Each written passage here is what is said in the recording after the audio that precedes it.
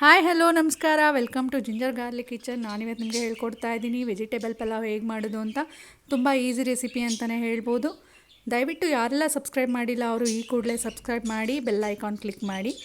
ನೋಡೋಣ ಬನ್ನಿ ಹೇಗೆ ಮಾಡೋದು ಅಂತ. ಒಂದು ಕುಕ್ಕರಲ್ಲಿ 1 ಸ್ಪೂನಷ್ಟು ಆಯಿಲ್ ಹಾಕ್ಕೊಂಡು ಎಷ್ಟು ಖಾರಕ್ಕೆ ಬೇಕೋ ಅಷ್ಟು ಹಸಿಮೆಣ್ಸಿನ್ಕಾಯಿ ತೊಗೊಳ್ಳಿ.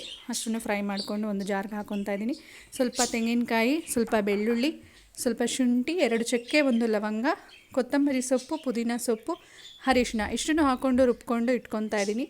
ಇನ್ನು ಅದೇ ಕುಕ್ಕರಲ್ಲಿ ನಾನು ಸ್ವಲ್ಪ ತುಪ್ಪ ಹಾಕ್ಕೊತಾ ಇದ್ದೀನಿ, 2 ಸ್ಪೂನಷ್ಟು. ಮಸಾಲೆ ಐಟಮ್ ಏನಿದೆ, 1 ಅನಾನಸ್ ಹೂವು, 2 ಮರಾಠಿ ಮೊಗ್ಗು, ಪಲಾವ್ ಎಲೆ ಇಷ್ಟನ್ನು ಹಾಕ್ಕೊಂಡು, ಸ್ವಲ್ಪ ಕಸ್ತೂರಿ ಮೇಥಿ ಇಷ್ಟನ್ನು ಹಾಕ್ಕೊಂಡು, ಈರುಳ್ಳಿ ಹಾಗೆ ಹಚ್ಚಿಟ್ಕೊಂಡಿರೋ ತರಕಾರಿ ಎಲ್ಲನೂ ಹಾಕ್ಕೊಂಡು ಫ್ರೈ ಮಾಡಿಕೊಂಡು, ಒಂದು 3ರಿಂದ 4 ಟೊಮ್ಯಾಟೊ, ರುಚಿಗೆ ತಕ್ಕಷ್ಟು ಉಪ್ಪು ಇದೆಲ್ಲ ಹಾಕಿ ಸ್ವಲ್ಪ ಫ್ರೈ ಮಾಡಿಕೊಂಡು ರುಬ್ಬಿಟ್ಟಿರೋ ಮಸಾಲೆನ ಹಾಕ್ಕೊತಾ ಇದ್ದೀನಿ.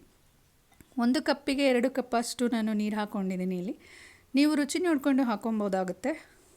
1 ಸ್ಪೂನಷ್ಟು ನಾನು ಮೊಸರನ್ನ ಹಾಕ್ತಾಯಿದ್ದೀನಿ.